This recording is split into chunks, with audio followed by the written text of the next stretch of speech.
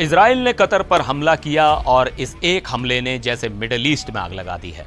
57 अरब और इस्लामिक देश एक साथ एक ही जगह इकट्ठा हो चुके हैं और अब कुछ ऐसा होने वाला है जिसकी किसी ने कल्पना भी नहीं की थी। नमस्कार, मैं हूं सिद्धार्थ प्रकाश। आज हम जिस खबर के बारे में बात करने वाले हैं वो कोई छोटी मोटी घटना नहीं है। ये वो चिंगारी है जो पूरे अरब वर्ल्ड में एक बड़े तूफान को जन्म दे सकती है। सोचिए, कतर की राजधानी दोहा में इजराइल ने स्ट्राइक कर दी, जिसमें एक कतर का सुरक्षा अधिकारी भी मारा गया और अब 57 देश मिलकर इजराइल के खिलाफ ठोस कदम उठाने की तैयारी कर रहे हैं। आखिर हुआ क्या था उस दिन? ये 57 देश मिलकर क्या करने वाले हैं और क्या ये दुनिया एक नए और खतरनाक मोड़ पर खड़ी है? चलिए पूरा मामला समझते हैं। तो कहानी शुरू होती है पिछले मंगलवार से। कतर की राजधानी दोहा में हमास की एक नेगोशिएशन टीम यानी बातचीत करने वाली टीम एक मीटिंग कर रही थी। ये टीम अमेरिका के एक प्रपोजल पर बात करने के लिए बैठी थी, जिससे गाजा में चल रहे पिछले 2 साल के भयानक युद्ध को खत्म किया जा सके। लेकिन तभी इजराइल ने वहां पर हवाई हमला कर दिया। इस हमले में हमास के 5 सदस्य मारे गए, लेकिन जो बात सबसे ज्यादा चौंकाने वाली है वो ये कि इस हमले में कतर के एक सिक्योरिटी ऑफिसर की भी जान चली गई। हालांकि इजराइल का जो मेन टारगेट था यानी हमास की नेगोशिएशन टीम, वो बाल बाल बच गई। अब आप सोचिए, कतर वो देश है जो इजराइल और हमास के बीच अक्सर बातचीत करवाता है और उसी की जमीन पर उसी के एक नागरिक को मारकर इजराइल ने एक बहुत बड़ी लाइन क्रॉस कर दी। इस हमले की खबर जैसे ही बाहर आई, पूरे अरब और मुस्लिम जगत में गुस्से की एक सुनामी आ गई। वो इसी गुस्से का नतीजा है वो इमरजेंसी समिट जो दोहा में इस समय हो रही है।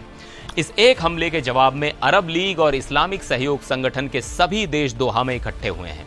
ये कोई छोटी मोटी मीटिंग नहीं है, ये एक इमरजेंसी समिट है जिसका सिर्फ एक एजेंडा है, इजराइल के खिलाफ क्या किया जाए। सोमवार को जब यह समिट शुरू हुई तो माहौल में एक अलग तरह की टेंशन थी।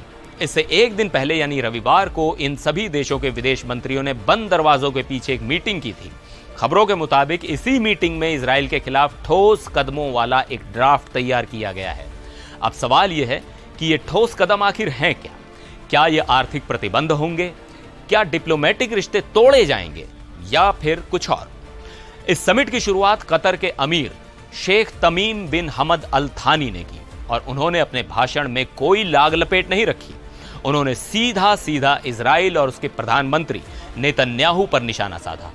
उन्होंने कहा, नेतन्याहू सपना देख रहे हैं कि पूरा अरब क्षेत्र इजराइल के प्रभाव में आ जाएगा, लेकिन ये उनका एक खतरनाक वहम है। उन्होंने 2002 के अरब शांति पहल यानी अरब पीस इनिशिएटिव का भी जिक्र किया और कहा कि अगर इजराइल ने उसे मान लिया होता तो आज ये पूरा इलाका अनगिनत त्रासदियों से बच जाता। ये वही पहल थी जिसमें सभी अरब देशों ने मिलकर इजराइल को मान्यता देने और रिश्ते सामान्य करने का ऑफर दिया था, बशर्ते वो 1967 में कब्जाई गई जमीनें छोड़ दे।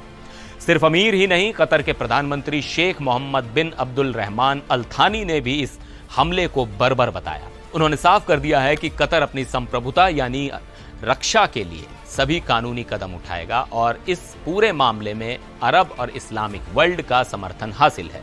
तो तस्वीर बिल्कुल साफ है। एक तरफ इजराइल है जिसने कतर की जमीन पर हमला किया, दूसरी तरफ 57 अरब और मुस्लिम देश हैं जो गुस्से में हैं और बदला लेने की बात कर रहे हैं।